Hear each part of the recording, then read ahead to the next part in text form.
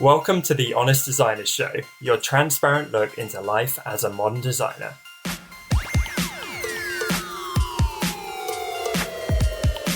My name's Tom Ross and I'm the founder at designcuts.com, and this week I'm joined by my fellow Brit and hand lettering expert Ian Barnard, American retro design expert Big D Lee, and the incredibly talented South African illustrator Lisa Glans. This week we're thrilled to welcome the super talented Will Paterson to the show. Will is a long-time designer, somewhat of a YouTube design rockstar, I would say, and a fantastic educator within the design community. He's also a fellow Brit, so I'm pretty excited about that. We're going to outnumber the South Africans and Americans today. We're so excited to pick Will's brain and extract plenty of value today for you, all of you dear listeners at home. So without further ado, let's get into the show. Will, welcome. Welcome. How are you? Calvin, how's it going? Good. Very good. How do you feel being here? Yeah, excited. I'm enjoying it. So far, it's going really well. Oh, look at that. Look at this pure British positivity to kick off this episode. That's it. Grit your teeth. That's it. No, it's going really good. Yeah, we're all downhill from now. Just before we jump in, I'm going to apologise in advance if my audio doesn't sound quite as smooth and sexy as normal. It's because I left my microphone. Oh, Tom, you can in always our be new sexy office. No matter what. I was going to say, go watch the YouTube video and you'll see just how sexy this man is. I mean, we're both wearing white shirts, but you're pulling it off better, my friends. So this is the point where Will's like, what have I walked into here? Will, do you mind? You're probably going to do a much better job than I can. Do you want to give us your life story, or at least your summary of your career and what you've done creatively, but in 60 seconds or less? I'm going to time it just because this is... It's all right. Hold on. I'm bringing up a timer. So I don't know how competitive you are. Very. But all right, I'll let you know how you do then. So no looking at the clock. You have to... Oh, so it's like... But you're... well, this is it, isn't it? Like, it's hard because I don't know the time. But like... Exactly. He's got the We'll advantage. see how you do, but... 3, 2, 1, go. So I'm Will Paterson. I'm from Richmond, a very small town, 10,000 people. I failed school, didn't do well at college, learned how to become a secretary before understanding that I wanted to become a businessman. I learned design out of a passion. God told me to go and do it. I started YouTube to make tutorials, and then I did lettering because I saw things online, such as Ian's lettering online, and made my own hand lettering things. And then I became a logo type designer, making logo types for people, getting my marketing from YouTube, teaching people through Photoshop and Illustrator tutorials because I didn't follow anyone else at the time. And now I own my own company where me and my wife work to commission logo designs and, you know, do YouTube videos, do courses and things of that nature. How does that sound? Amazing. That sounds like 49 seconds on the nose, which is pretty damn good going. Wow. Nailed it. I missed out Nice. a lot, but there you go. I cheated slightly. Well, it's all right. We got a bit of time to dig into the rest. No, I think that is a great intro, and we chatted a little bit before this episode. What I love about your story is you've been quite open about some things which maybe could have held you back. Yeah. But I think you're a perfect example of what is possible. I mean, two things you said before we jumped on. I think you're quite severely dyslexic. Yeah. To the point you don't enjoy emailing and that kind of thing and messaging, and that you're from a small local town. Yeah. And I've heard both things used by many people as excuses in the past, where it's like, oh, but I'm just in the middle of nowhere. I'm not in a big city or whatever.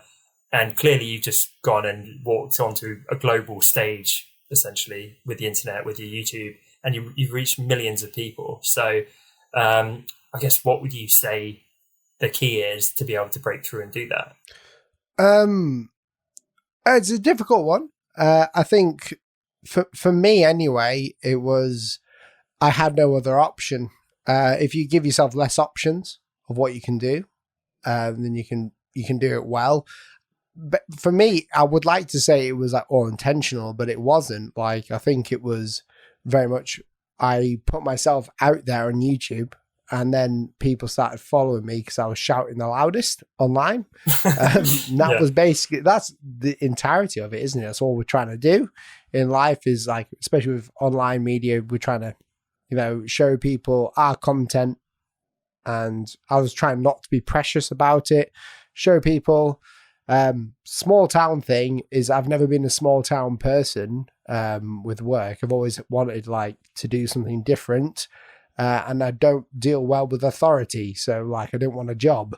Hence why I failed school. So I wanted to do my own thing, honest living, and make some cool work. So I think it's all about just, trial and error, but then stick with something until it kind of works. And, YouTube and stuff like that for me was that thing that stuck. And it was the best of all the options as well. So. Love it. By the way, when you say Richmond, you are from further north in the country, are you? Because I've got Richmond. There's a town called Richmond, 30 minutes from me. Yeah, so it's Richmond, North Yorkshire. So it's it's near Northallerton, Darlington. Okay, yeah, I thought so. I was about to be like, we need to get some beers at the weekend, my man. But I was down in London. I was going to text you, but Naomi told me not to because it's bank holiday and she didn't want to disturb you. Oh, you should have. I know. I'm coming back down anyway. If you dangle a beer in front of Tommy, do anything. And he means anything. Okay, so you mentioned the trial and error bit. Yeah. I'd love to dig a little bit into that because this is a running theme on this show. No one likes it when people come on and make it look really easy. This is the Honest Designers after all, so I'm guessing it hasn't been easy. No.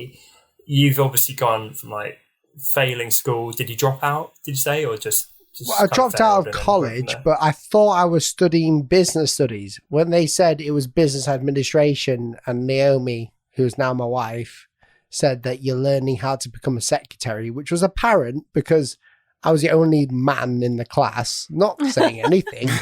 But I really liked it. But then, obviously I wasn't learning anything on how to start a business. I was learning on how to write reports, and I'm severely dyslexic, so it was challenging, even though I passed it. So it was all good, but. Oh, nice. Okay. So transitioning from that to where you are now, what are some of the kind of highlights in terms of it being a bit of a grind? I presume it didn't come that easy, and it certainly didn't come overnight. No, what's that journey look like? The harsh reality. Yeah, the harsh reality was that you don't work, you don't get paid. So I was very fortunate as a young person. My dad was a doctor, so he was like a doctor for the entire area, the GP. So I was very fortunate to have a family who didn't really mind me doing my own thing. I stayed at their house. I lived in their house for a few years, learning design. So I realized that, if I can't go to uni because I haven't got the grades, if I can't go to anywhere else to get further education, I'm going to do something that I'm passionate about.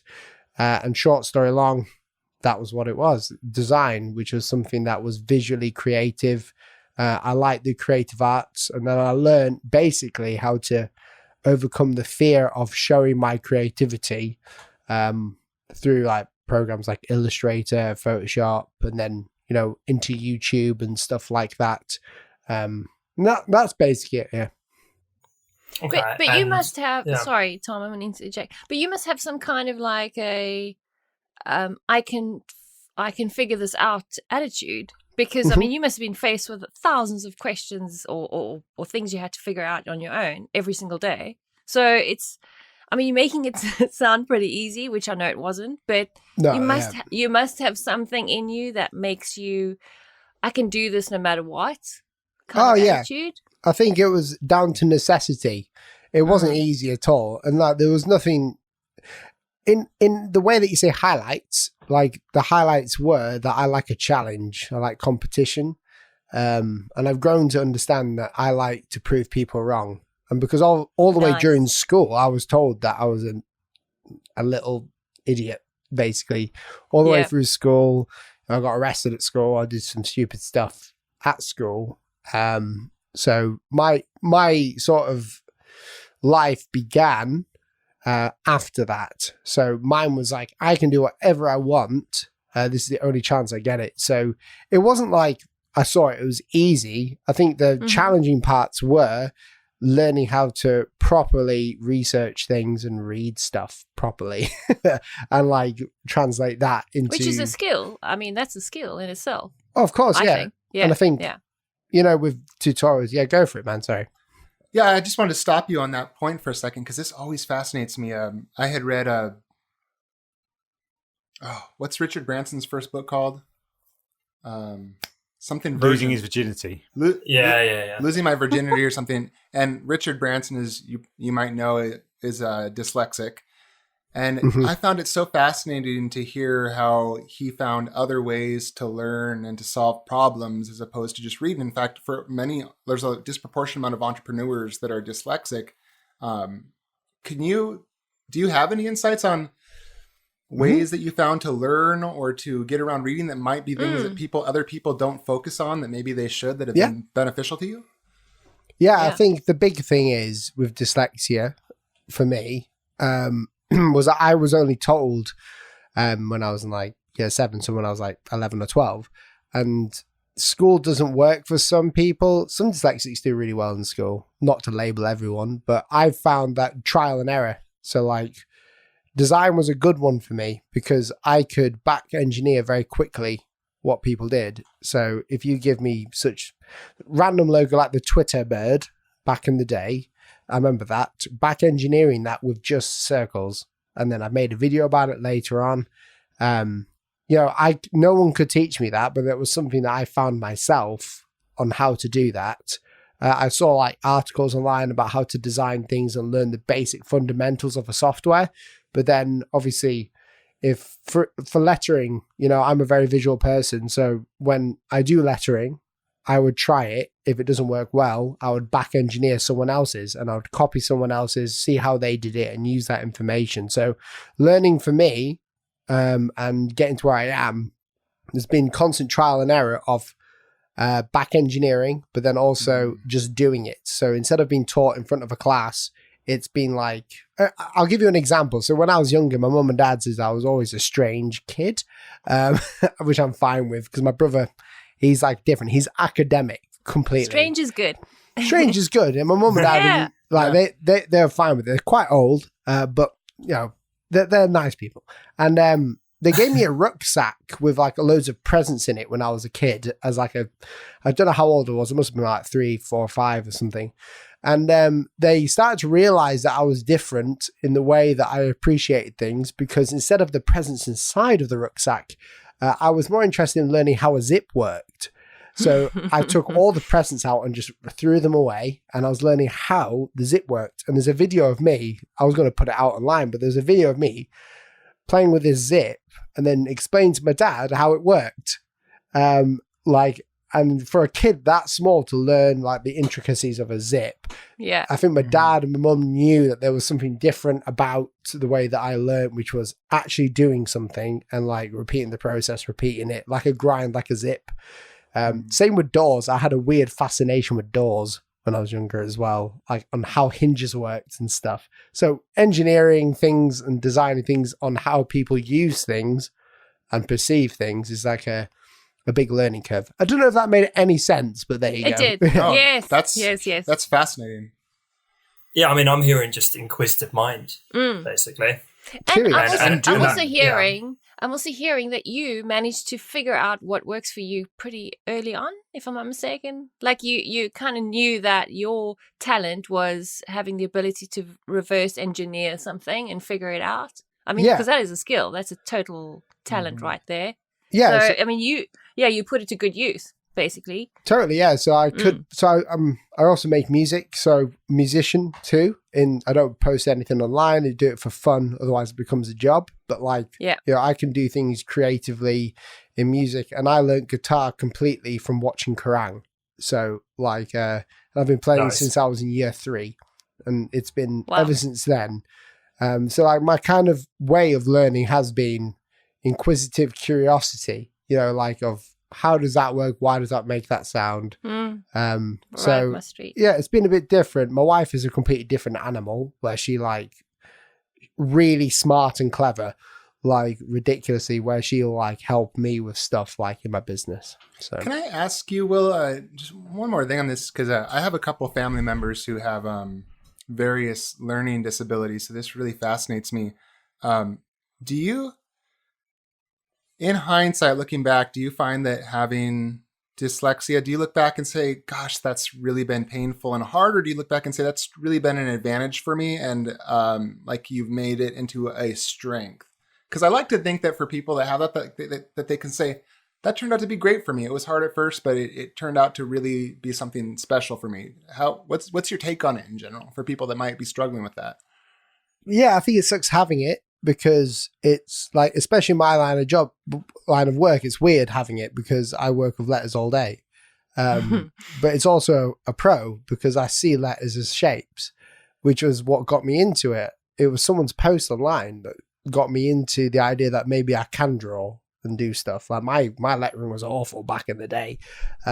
So I think like dyslexia, first part of my life from when, growing up, it wasn't too much of an issue, but I just didn't do good work and I felt like I was a bit of an idiot. I didn't have any confidence in doing my own thing. But dyslexia, I think, has had more of a greater impact in the way that if you lose a sense, it's not like that, but if you lose a sense, you gain, a more sensitive sense later on. So mine was being like more visual, like in the way that I describe things, the way that I do stuff.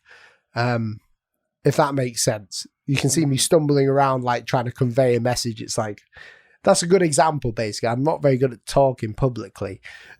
well, you say that. I mean, yeah, for everyone listening, if you're not familiar with Will's YouTube, I mean, you're pretty prolific on Instagram too, but your YouTube, I would say, is your main social platform. Yeah.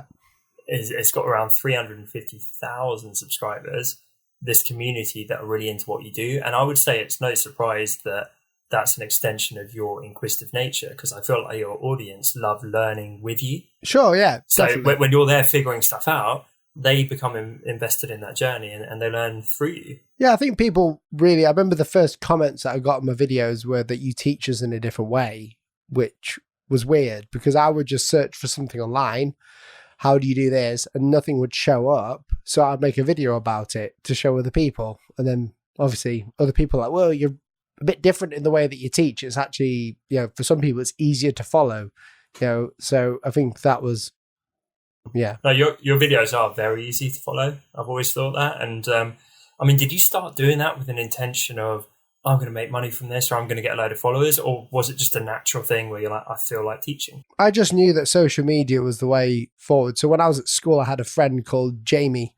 He owns his own company now, and I thank him for YouTube, to be honest, because he had a channel called Apex Predator, and he did the GFX, GFX speed art back in the day, and he would show me. We had business studies at school, not at college, but business studies at school together, and he would show me this on how he was making money, not through YouTube, but just by commissions online, and that's when I first got my taste in like, oh, maybe YouTube has got something good about it. And I didn't know then that I wanted to do design. Like I just knew that, one day I would do YouTube, because YouTube anyone can do. It's just a choice on like, do you do it daily? Do you do it weekly?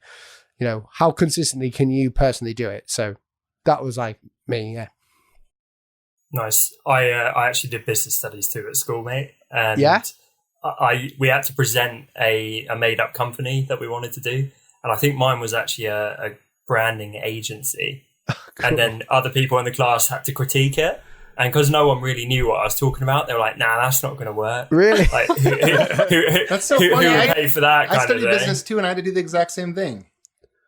Yeah, and freaky. People had some weird businesses. We had quite a weird kid in my class, and he presented a taxidermy business. So he was like, I just want to like stuff dead animals. It was like, okay, mate. Human taxidermy, that would be a good one. Oh God, yeah. House of Wax vibes. Going creepy. That's how I'm going. That's what my brother always says too. It's hilarious. That'd be an interesting YouTube channel, wouldn't it? It would. Yeah, it would be. Just stick a camera in front of me and see what happens over the next 20 years. the most terrifying reality show of all time. Yeah. Apart from the Kardashians, that is. But yeah. Well, so how long did it take for your YouTube channel to be your like main source of income, if it has become your main source of income? Oh, so it hasn't, like, it's very strange. It's really difficult to explain.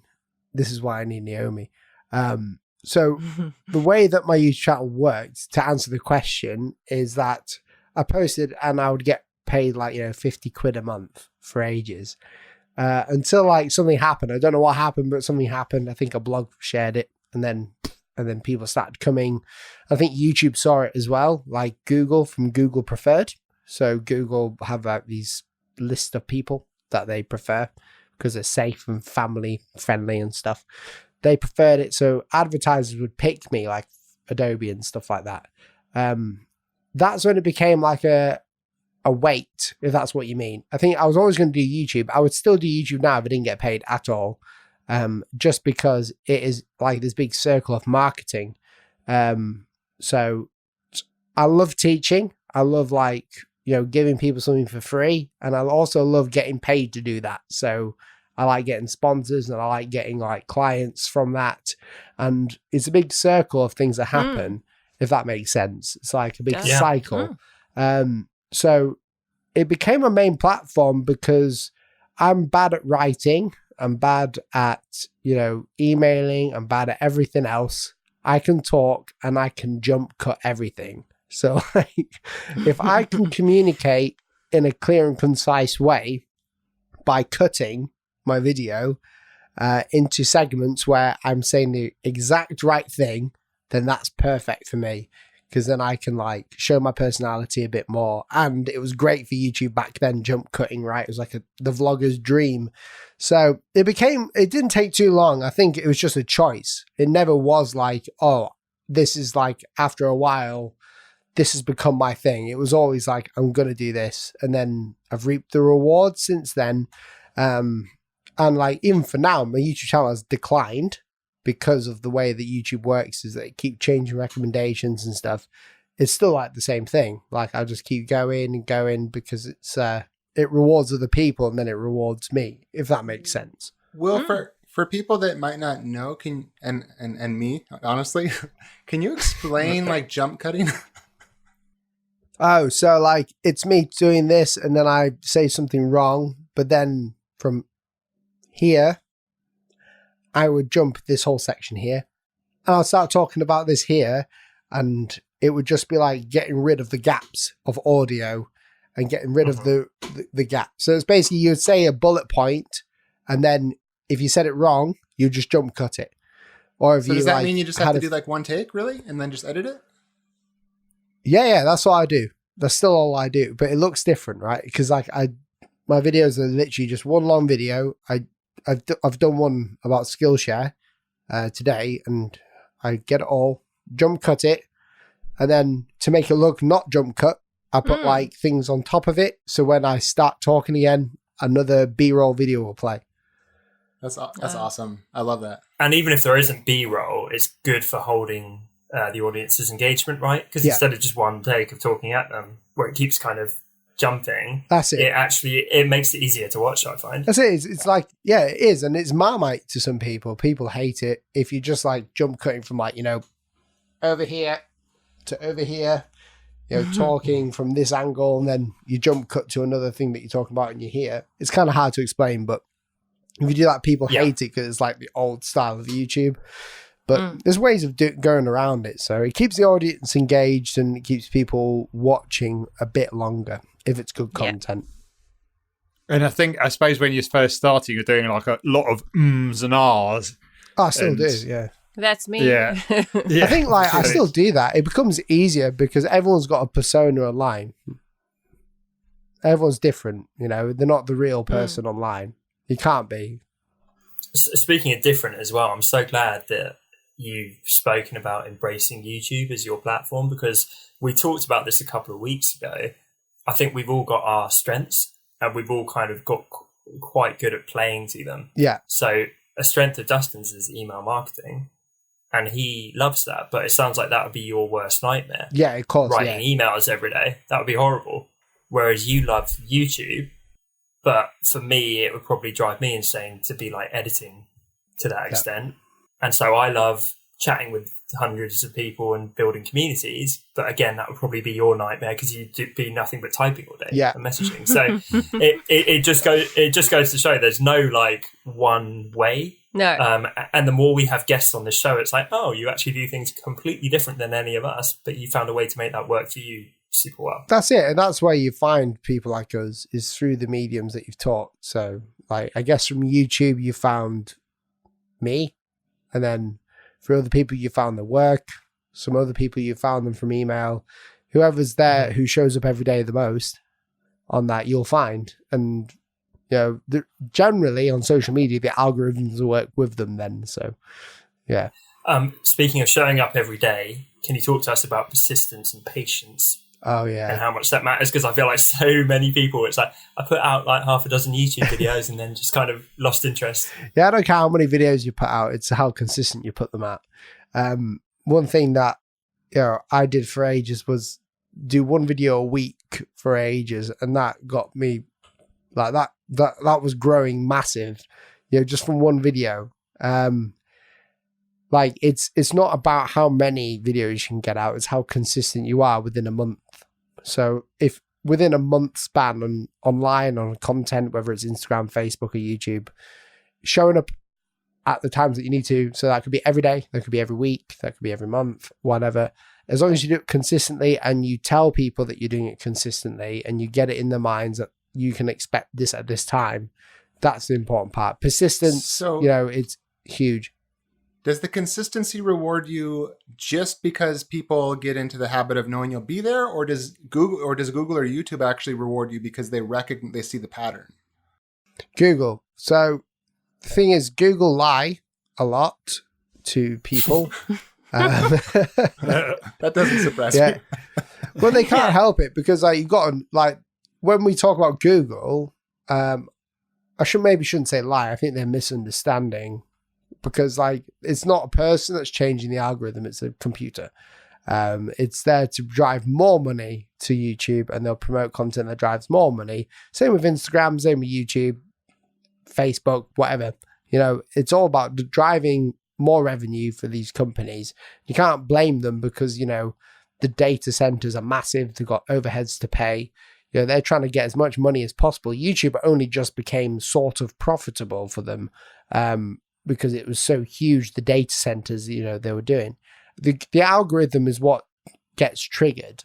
And based on the amount of people watching and how long they watch is what people are shown. You know, if one of my videos, I've got this little headline now. I don't know if you guys got it.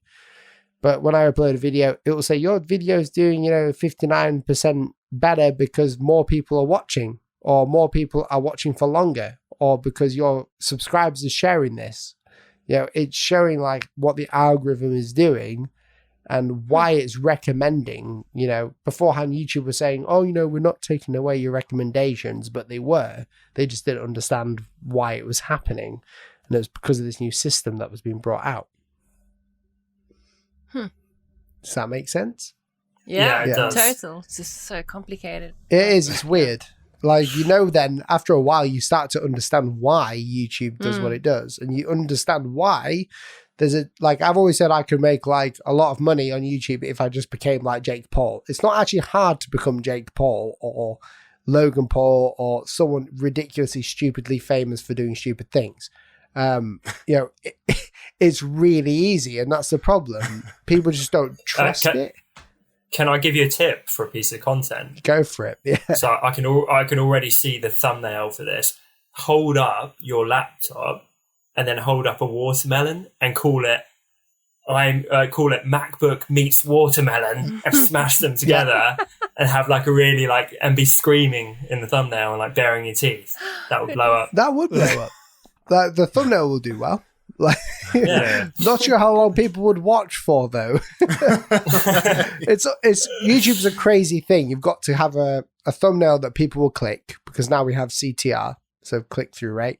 We have watch time, and you've got to get above average watch time. You've got to get above average views within the first 8 minutes. And if you don't do that, YouTube will not recommend it to your whole subscriber base. So it's a bit of a dog-eat-world now. That's crazy. You said over 8 minutes? Yeah. So my average watch time is 5 minutes. And most of my videos are over 10 minutes. I can only think of one person on YouTube where I watched for more than 8 minutes. I mean, other than compilation videos. And that's that bass playing dude. Are you familiar with the bass playing guy from Italy? Oh, yeah. He hardly talked in most of his videos at the start. And then now he does the crazy bass videos where he plays the impossible bass. Yeah, I know that one. He's insane. Interesting. The thing is, it sounds like what Will was describing is that with the algorithm and all that stuff, it's a bit like, the sort of investment you do on like stocks and shares and stuff like that. You can't just put, buy something and then look the next month and think, oh, why haven't I not made any money? And I suppose it's like you're looking... Well, you can, because that's exactly what I've done, Ian, and I have lost money.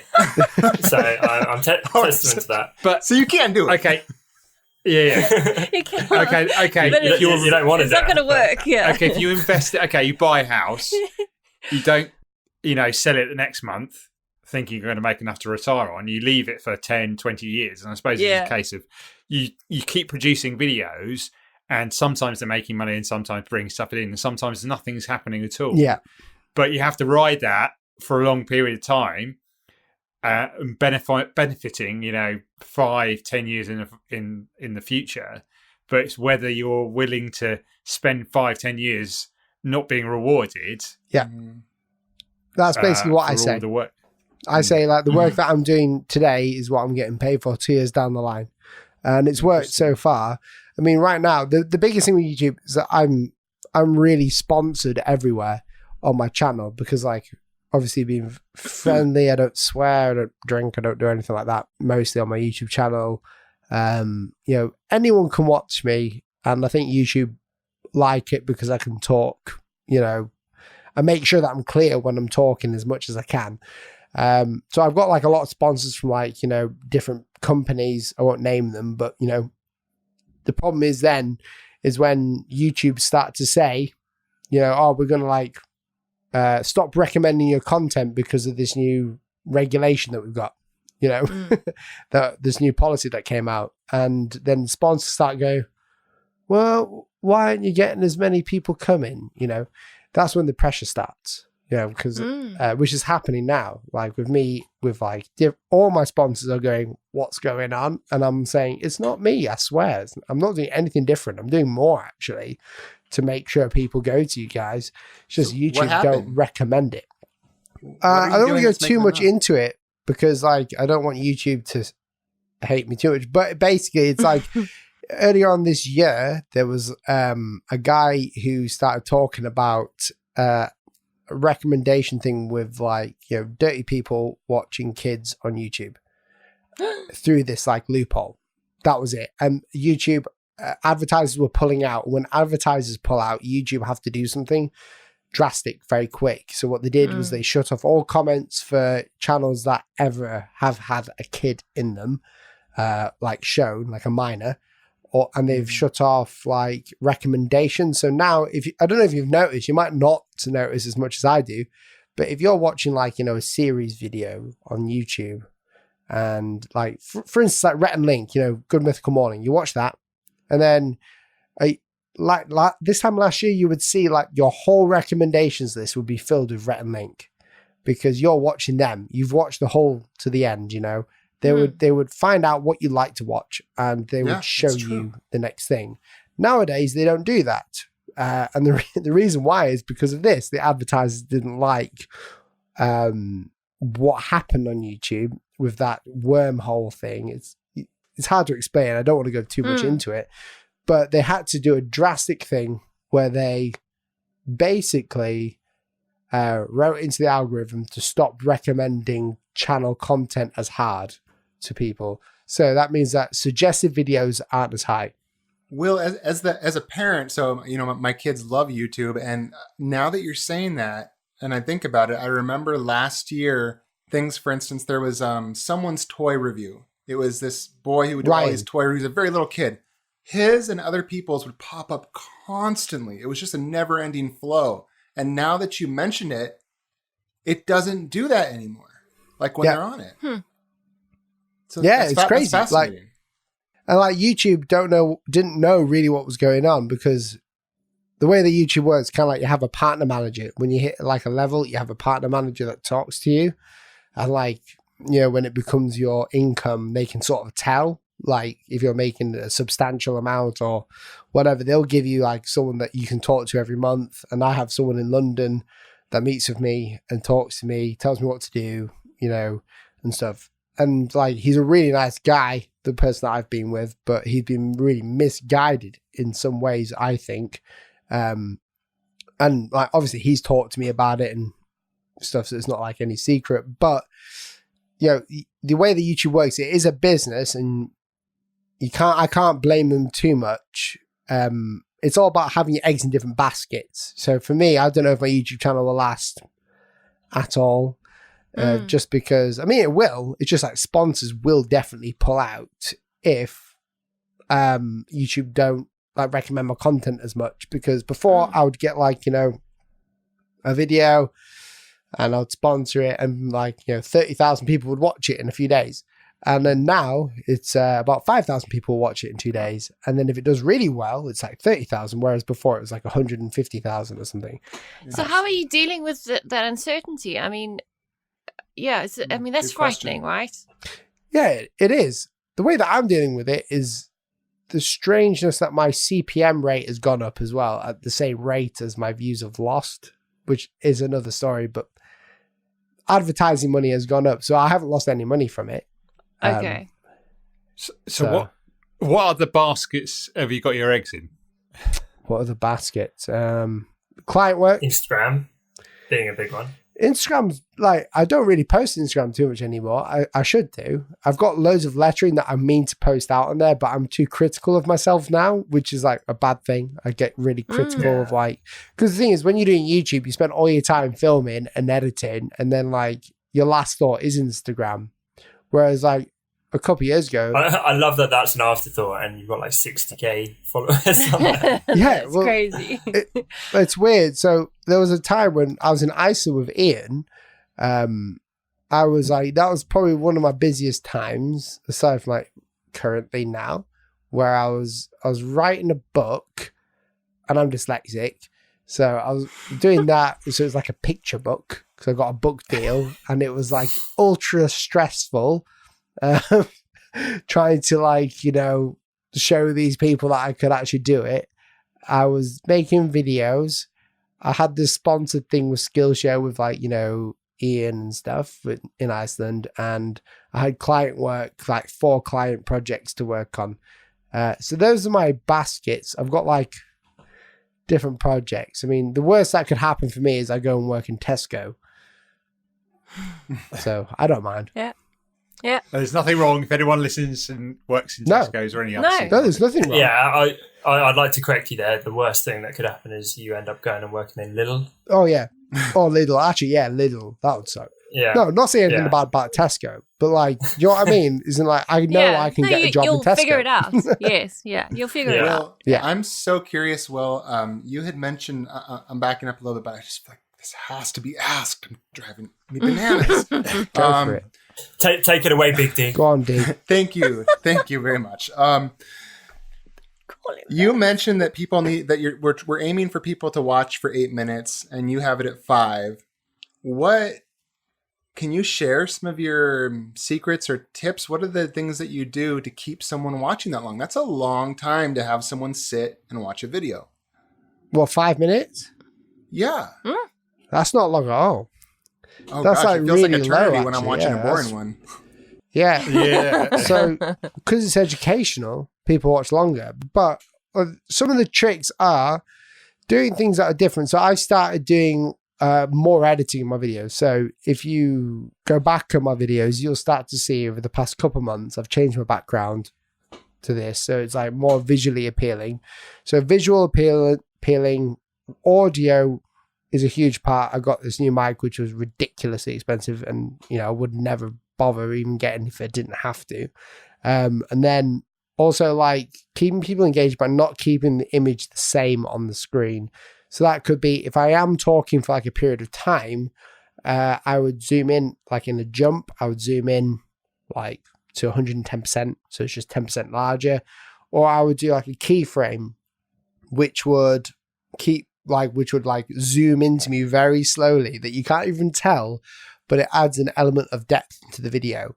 And I've noticed that because on the YouTube algorithm analytics, you can actually see when people jump off and what actually performs well. And I've noticed that, these slight subtle changes keep the human mind engaged. They used to call that when Apple first came out with their video thing, the Ken Burns effect. Do you remember that? Yeah. Ken Burns. Yeah. Okay. Yeah. Because he would do that on documentaries. He would slowly zoom in on a picture, and it was literally called the Ken Burns effect on that's basically Apple's what video. it is, but it's really slow. It's like over 10 seconds. It's like 100 to 102 scale. Scale. It's very slow, but it actually works. It's very strange, and I didn't know. I find it engaging, and it makes me focus on like the subject as well, because it's like tractor beaming. Towards them. As long as it's not obvious, it's fine. Yeah, just wow, that Instagram like bounce zoom, extreme close up. Yeah. Welcome to Wacky Will's YouTube. Like, wow. Sometimes I wish I could do that. Probably get me more watch time. But there you go. Sometimes I'll see them do that where they zoom in really close on a face and it's all weird, and it kind of is funny. Like they'll do it to mix it up, I think. It is. It looks like you're having a stroke if you zoom in too close. I mean, Will, I know you're technically the YouTube professional here, but I feel like we're dropping some absolute golden nuggets for you. So, go for the face zoom, smash a watermelon into a laptop. I mean, you should be taking notes here. I'll eat a pint can. That's my next video. I'll eat a Stella pint can. Crush it on your head. No, I'll just eat it. I'd watch that. It could be done. You would watch it. See, it's not hard. If I could actually do that, it would work. Do you think if people started their own design channel now, it'd be worth it? That's a hard one. I don't know. Yeah, probably. I started mine about 9 months ago, and it is seeing little to no traction. Yeah. So that could be the awful content. Or that could be the algorithm. Ways. Your content's brilliant. It's difficult. And you're consistent. So I mean, if you're not doing it, then So I was going to say, are you consistent? It's very hard for beginners, I feel like. Will. Yeah, I think like you can have the best content in the world, but you have to be YouTube. So by that I mean you can have like a whole movie on there, like the best movie on there. No one's ever going to watch it if it hasn't got a good thumbnail, a good title that people are interested in, talking about a trend and fits within the YouTube algorithm. Because remember, like it's not like an email list where you physically send it out. What YouTube do is they send a test out to your subscribers. So they send it out, and then if they watch a certain amount, they'll send it out again, even if you've got notifications on. So they'll send it out again. Yeah. It's meant. This is what I'm saying. Is like I've been trying to explain to sponsors and different people that this is that case now. And to no fault of their own, they just don't understand because they probably do. They probably they don't want to deal with that. So they start doing these tests, like slowly bring it out, and then if loads of people watch it, like from your subscriber base, they will recommend it to people who aren't subscribed, which is the ultimate goal. Because I used to get like 20,000 subscribers in a month. That was my top, where I was for 6 months getting 20,000. Now I'm down to like 3,000, which I'm not bothered by. That's pretty good. I'm all right with that. I'm not going to take it for granted at all. How slow was it at the start? Were you seeing like little to no traction? And if so, for how long? For me, like a year, I was seeing people just like pop in and out. Nothing really. Okay, like what kind of views? Like, are we talking very small, or did you get some real? Views are like a currency; they change over time. So, like, views don't really matter anymore. Okay, it's hard to explain. So, basically, my best performing video like netted me over £20,000, and it took me 10 minutes to make, and it was like a logo design video about like the 5 best logo design tips or 5 logo design tips. So I'm being ultra honest here, not gloating or anything. It's just to help you guys understand. So it netted me a lot of money over a period of time. So it wasn't like instant money, it was just over a period of time. Then I made like a Google video, which was what's wrong with the Google logo. That was my most viewed video. So it had like I think it's got like 1.5 million views. And that only netted me like, 4,000 or whatever, 5,000. I can't remember, over like a period of time. I was checking them the other day. And I noticed that, it doesn't really matter about view count. It matters who is advertising on there, because because I'd rather advertise, say, design cuts on the first video compared to some random video about Google. Yeah, so like the video, although it did better, who do you want to advertise to? And the thing about YouTube is that the videos that do better community-wise are the ones that are more advertisable, so advertiser-friendly. So it's not as like organic as people think anymore. And this is why you see people doing lots of list videos now, like top 5, top 5, top 5, because YouTube loves that. It's like not the people, just the algorithm loves that, because people watch that, top 5.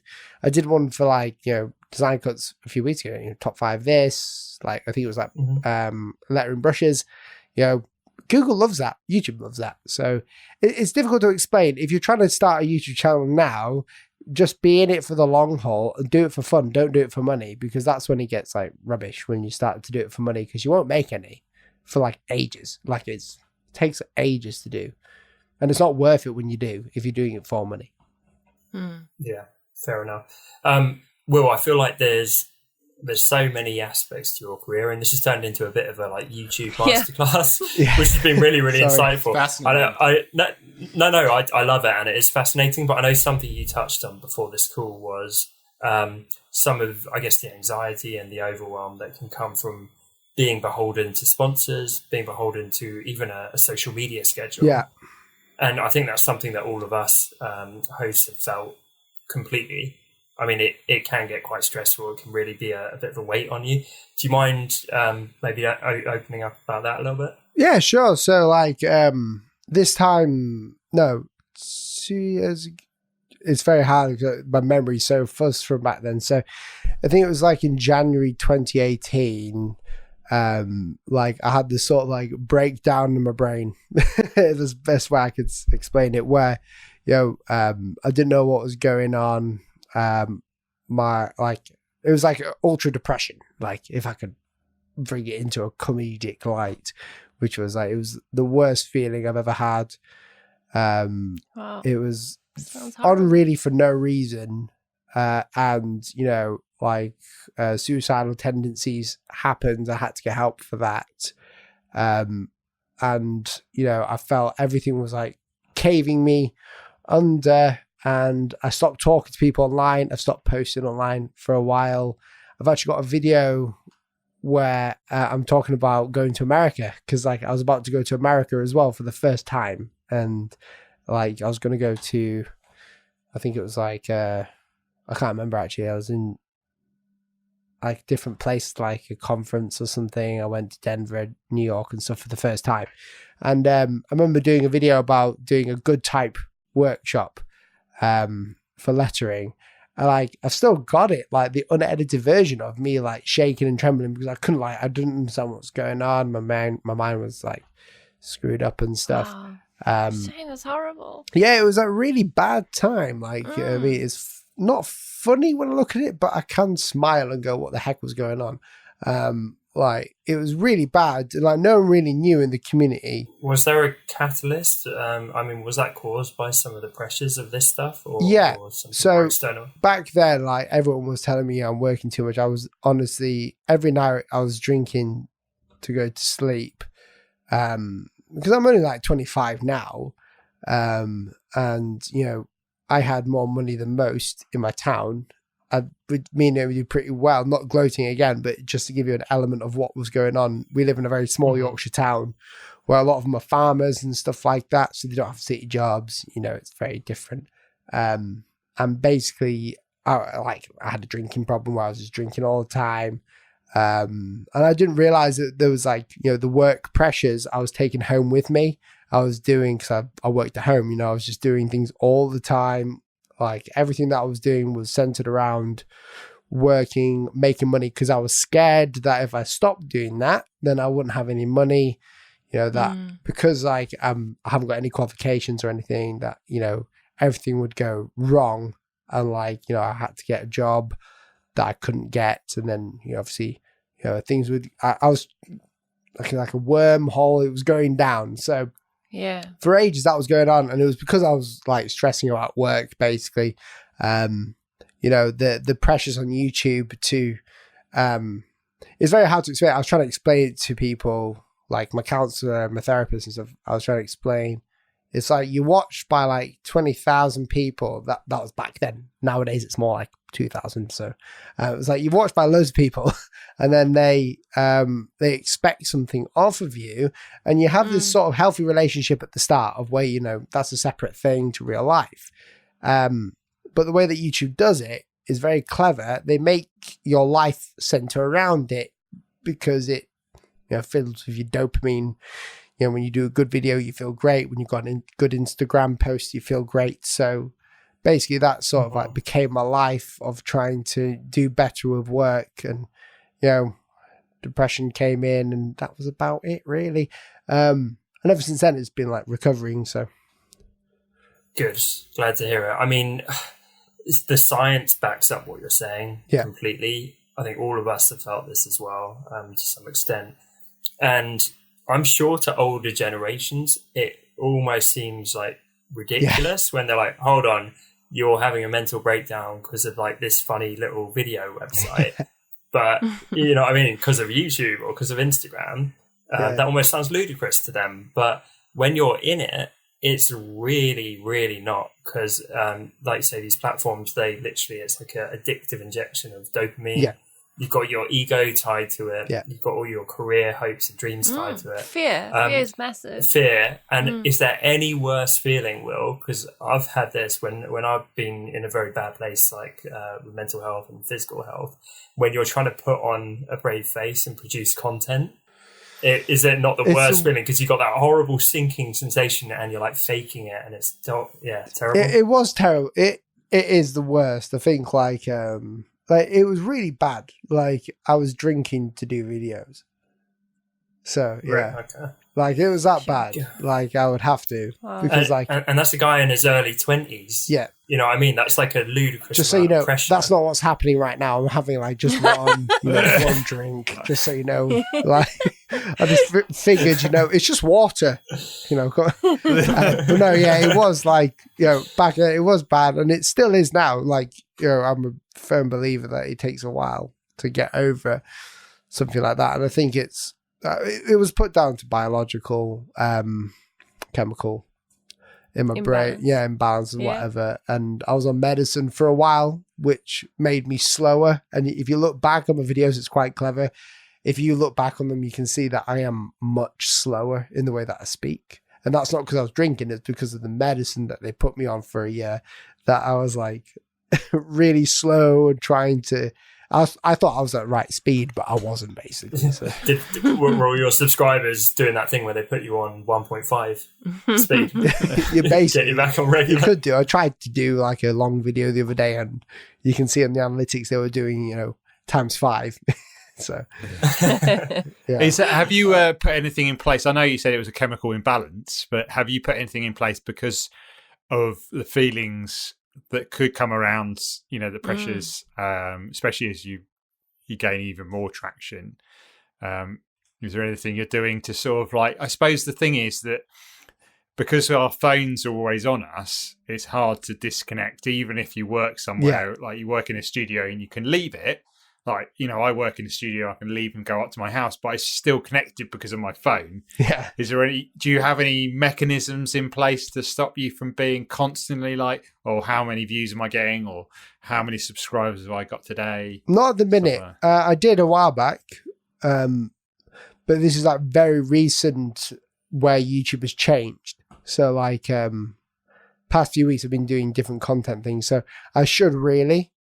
But the honest is, I haven't. You know, I'm always working still because, like, this is like another bedroom in my house. You know, it's not like I was going to get another office space, but some other company took it, and it was really nice, and I was really sad about that. But like, you should build a glorified garden shed like Ian. I was looking at that, but studio in your garden. If only I had a garden. Yeah. But speak to one of the farmers. I'm sure they could give you some land. I actually have, and they have offered me it, so it's not too bad. Yeah. Amazing. The things that I've put in place, just the people around me, I make sure they don't ask too much about it, or they don't bring it up, because I hang out with like friends my age. One of them's a farmer. One of them works in insurance. One of them works in, I don't know where, and I've got Naomi as well. Naomi's really good at distracting me. And if I'm worried about something, because every time I put up a video, it's kind of like I'm staring at the real-time analytics, wondering whether it's so bad for you. Will, I'm gonna read a tweet that I put out the other day. Go for it. I want to hear your thoughts on it. Social media makes us happy in the same way that heroin makes us happy. No matter how pure our intentions, much of our happiness is derived from addiction to likes, growth, and affirmation. Yeah. Yep. Does that kind of ring true? Because I think it's easy to say, I genuinely love helping people. I genuinely love making content. I genuinely love teaching. And those things are true. But when it really boils down to it, like you say, you're watching the stats real time, and it's like, tell me that you like my content. It's that need for affirmation. I think I get that. I think I'm a bit different though, because I lost 4,000 followers on Instagram the other month because I put out this really weird Christian one. How weird are we talking? It wasn't too weird. It was just believe in Jesus or whatever, and it was just me writing it, and then loads of people commented. It got loads of engagement, so obviously it was up of Instagram, and that's when I saw firsthand what a good Instagram post was, which was controversial, and I was like, I could do that again. But loads of people unfollowed me, but then loads of people followed me from it. My sort of, I don't really care if I offend people too much. I guess I don't want to if I can help it, but I want to give my idea across, and to think freely is to offend people, and I don't care about offending people too much as long as it's for the right reasons of me thinking clearly and doing it freely. Mine isn't really about getting likes anymore. There was a time where it was, but now, the way that my mind works from going through all that, mine is a fear of losing it all, of losing relevancy, of being overtaken, not by specific people, but what if YouTube forgets about me, which is what it does. If you don't post, you can't take a holiday from YouTube. If you go on holiday and don't post, you do worse the next month because they're not going to recommend as much for you. That's way too much pressure. I mean, that is just I don't know. But it's this the is truth, the start of AI machines. We become their slaves. Right. I mean, I feel like you could be Dustin's British cousin, by the way, because just the other episode, Dustin was talking about how when you don't have it, you're really scared and obsessed with trying to get it, and when you've got it, you become scared that it's all going to go away. Yeah. So I'm hearing a lot of parallels. It's a lot to lose. At the start, you got nothing to lose, and then when you gain something, it is a lot to lose. I think it's that's where your bravery shows. And this is something that I've been working in. When I do different kinds of videos with people, because YouTube is a very communicative, whatever. You can communicate. That one. Nice. That's it. Get me a dictionary. YouTube, you can communicate really easy with your people who are watching you. And it is very toxic. People are very nasty. You won't see any nasty comments because I delete them all. I don't mind deleting comments. I was going to ask you about that. So being an anxious person, it sounds like perhaps you have some of that, like I do. How do you handle, YouTube is notorious for having some of the worst comments or the most brutal comment sections of any site on the web. How do you handle that? Do you just never respond to comments? Do you respond to them? Do you ignore them? Do you struggle with it still? What's your approach? I struggle with it. Yeah, I struggle with it. There's no right or wrong answer. So luckily my wife is really good. And I've got people on my channel who are moderators who understand where I'm at, and they can empathize with that, and they go through it. And if they see a comment, I don't, anything that is like personal, I hate. Anything that's constructive, I like. If it's constructive, but personally, to like me, I don't think it's right. So I'm like a dictator on my channel because I can. It's not my channel is not a community. I can make a community out of it, but I don't want it to be. I want it to be about what I do. Which, if you try and make a community feel, you have a democracy then. So I've sort of stopped that, and I ask people what they want, and I do it. But if there's a comment that's destructive to me, or like, I don't think that makes you a dictator. I just think that means you don't allow for arseholes on your page, which is probably correct. Well, that's it. But it's perspective, isn't it? It's perspective on what is being an asshole. Absolutely, because I do the same thing on certain things. For instance, like perfect example. Yesterday, right before we were celebrating my daughter starting school, was the last day of summer for my kids. So we were about to go out to eat, and someone wrote an email that was just it was just off-putting and rude, right? And they demanded an answer, and I just deleted it and blocked them. And the reason isn't because I'm a dictator, because I'm mean. It's because I just had to choose my own mental health and my own ability to move on and live my life than get into a back and forth with them about things. So I definitely don't feel like you're taking care of yourself, which I think is healthy.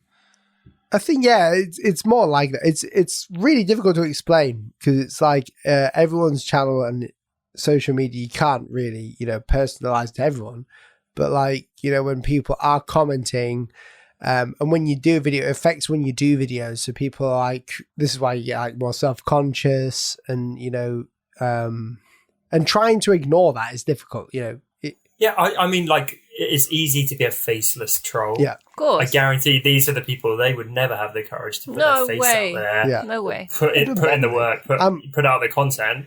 Like, that's ridiculous. I get people telling me off for like not uploading enough, and then you go into their channel and on their banner it says new uploads every Friday, and they haven't uploaded for like 5 months. It's so I'm just like, how can you write that? So that's the way I deal with it. I just if it's genuine and they're annoyed, which happens, and I don't know how it happens, I must say things in a weird way where people are like, you're totally discriminatory of like people like me, and I'm like, what? How? I didn't say anything about you. But people just take things in a different way, and because YouTube's such an anonymous platform, it's difficult to relate to your audience as well. So screw those people. I always say people they only ever hate up, they never hate down. So will you notice this? I guarantee it's not like you get gigantic YouTubers who are bigger than you are.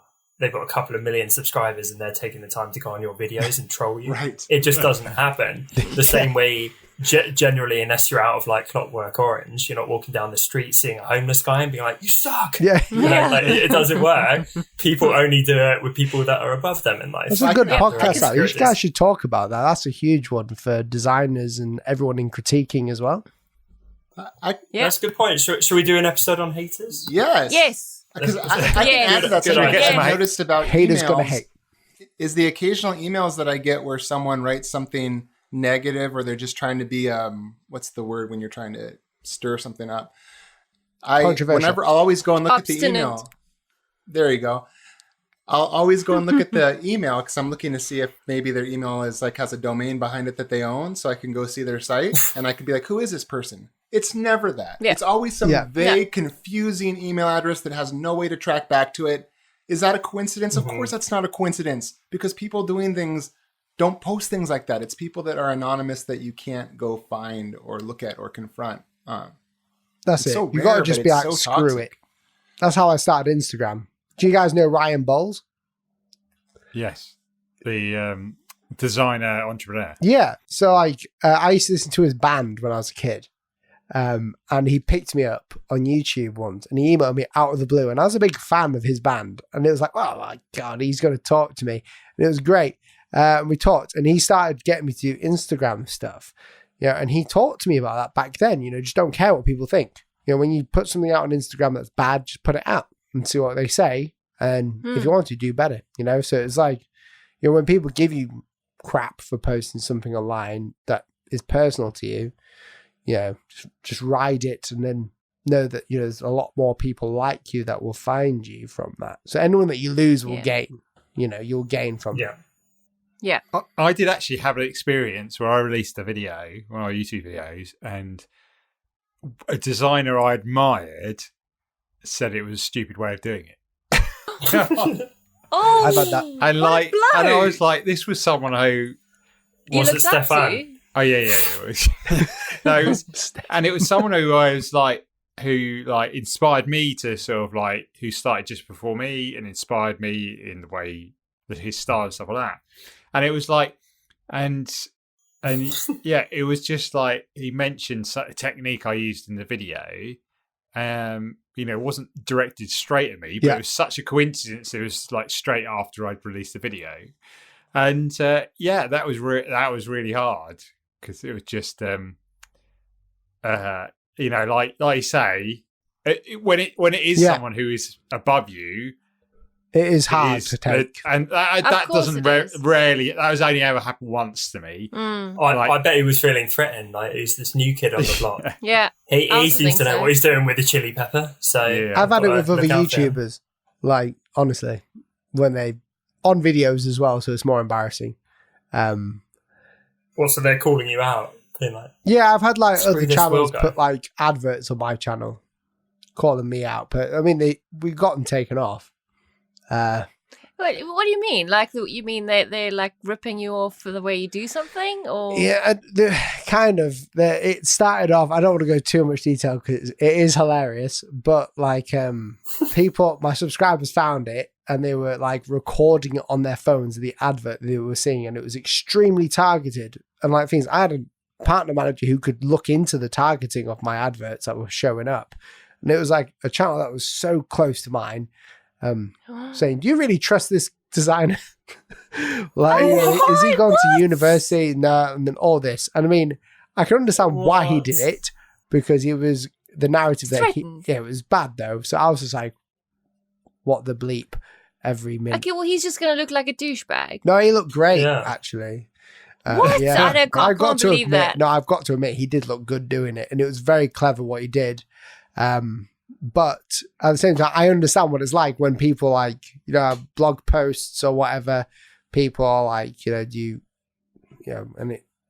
people will say crap and people above you will sometimes say things, that about you. And, this channel was above me. I don't know at the time, but they did do something. And I just laughed because it was funny. Like, I've got to admit, it was the funniest thing that I've ever seen because it was like, how clever are you to do that? You are like geniuses. But at the same time, it's like, what the hell? Like, this isn't just a job. This is my livelihood, Yeah, that's crazy. I don't know. You see, even if they're clever and all that, I mean, I hear what you're saying. This goes against everything that I believe that we should be doing as creatives together. We should be supporting each other. We should be like, promoting each other. We should be. I suppose the thing is, you have to distinguish: are you serving your peers or are you serving those who want to learn from you? Yeah, because you can't serve both. That's right. Sure, but do you have to diss a peer? No, yeah, but it's not quite Tupac and Biggie, is it? It's like the geekiest turf wars ever. Yeah. I've retargeted my ads to. I suppose, because you get like, you get some people who rise to a certain level who unfortunately don't get rid of what they were like anyway, not decent and stuff like that. And then you get some who are really nice. That's true. And that's the problem. You get those two sorts of people. Well said, Ian. Yeah. And because you're not going to you're never going to get a spread where everyone who's at like the level of like, I know Draplin or Jessica Hitch, you're going to get that level where you're going to get some numpties. Yeah. You're going to get some people who are condescending and say this person's bit is rubbish, even though they try their hardest. And you think, well, why are you doing that? Why aren't you? Yeah. What's your purpose? I mean, really.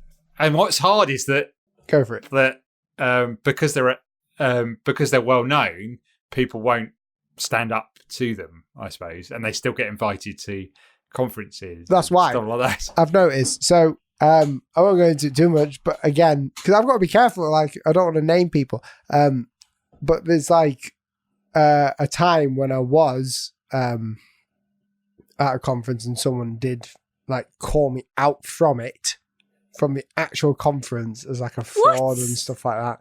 And I was just like, I'm the coolest fraud then. Like, because I actually work. Because I'm here.